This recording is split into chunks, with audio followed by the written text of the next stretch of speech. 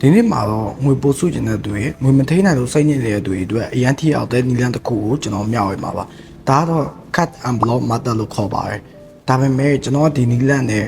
minimalism lifestyle ကိုချိတ်ဆက်ပြီးတော့ငွေကိုအထာကျကျဘယ်လိုစုအောင်လဲဆိုတော့ဒီဗီဒီယိုမှာတေချာပြမှာပါကျွန်တော်မှန်ပါခုနကကြောင်ဆက်ပြောအောင် cut and block method ဆိုတာကဘာလဲ cut and block method ဆိုတာကကိုရလာရဲ့လာစာကိုအပိုင်းလိုက်ခွဲပြီးတော့ limit ထားပြီးသုံးတာကိုပြောရပါဥပမာစားစရာသွားစရာဖုံးပေးဖန်ဆိုပြီးတော့စာရီလေးခွဲထားမယ်စားစရာအတွက်ဒေါ်လာ400ထားမယ်ဒါကအကုန်လုံးကတစ်လစာနော်ပြီးလို့ရှိရင်သွားစရာအတွက်ကဒေါ်လာ100ထားမယ်အဲ့ဒါပြီးတော့ဖုံးပေးအတွက်ကဒေါ်လာ20ထားမယ်ကိုသုံးဖို့အတွက်ကိုပျော်ဖို့အတွက်ကဒေါ်လာ100ခွဲထားမယ်အဲ့လိုပဲလစာတွေကကျန်တဲ့ပတ်စံကိုတော့ saving နဲ့ emergency plan အတွက်တင်ထားရပါလုံးဝဖယ်ထားတဲ့ဟာကိုတော့ထိလို့မရအောင်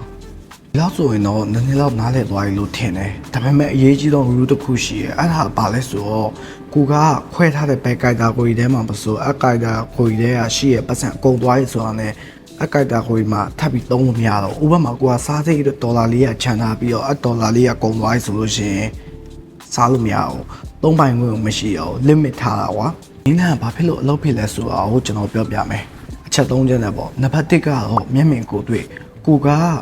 ဒီငွေကိုဘာမှသုံးလိုက်လဲဆိုတော့ကိုယ်တိုင်လည်းသိတယ်အဲ့ဒါပြီးတော့နံပါတ်2ကျတော့ limit ပေါ့ကန့်သတ်ချက်ပေါ့ကိုကငွေ limit ထားပြီးသုံးတဲ့အတွက်ငွေကိုအလုံးစုံသုံးတယ်ဆိုတော့မဖြစ်နိုင်တော့နံပါတ်3ကျတော့စီကံကျတော့ကိုကငွေကြီးနဲ့ပတ်သက်ပြီးတော့စီးစနစ်ပို့ပြီးတော့တည်ကြလာမယ်ဒီ Malaysian lifestyle ဆိုတာကတကယ်တော့အဲ့လိုပစ္စည်းတွေ short ချပြီးတော့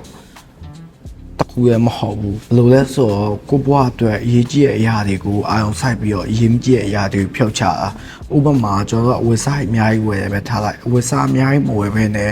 ကိုနဲ့ကိုက်ညီမဲ့ live ဖတ်မဲ့အဲ့လိုအနှဲရောင်အဝတ်စား30ဆိုရင်30ပဲဝယ်ပြီးတော့အဝတ်စားရွေးတဲ့အချိန်မှာအချိန်မကောင်းအောင်လုပ်ထားမျိုးပဲဒါမှမဟုတ်ရင်ကိုက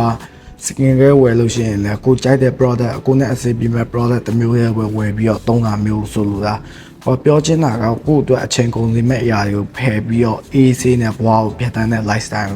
ပြောတာဒါဆိုရင်တော့ဒီ minimalism lifestyle အကြောင်းနားလည်သွားလိမ့်မယ် minimalism lifestyle အကြောင်းနားလည်သွားရဆိုလို့ရှိရင်ဒီ minimalism lifestyle နဲ့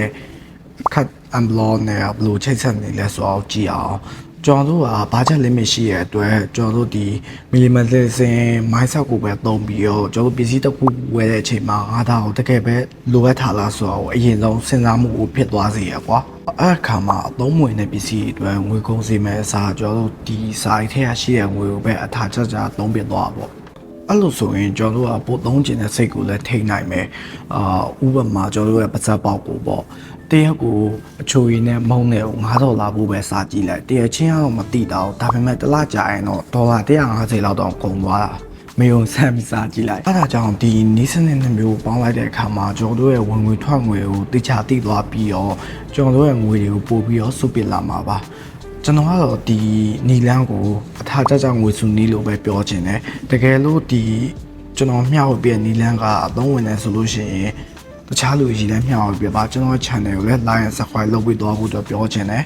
ဒီ channel မှာကအခုလိုမျိုးငွေကြေးအကြောင်းတွေလူငယ်တွေနဲ့သက်ဆိုင်တဲ့ mindset အကြောင်းတွေနဲ့ပြီးတော့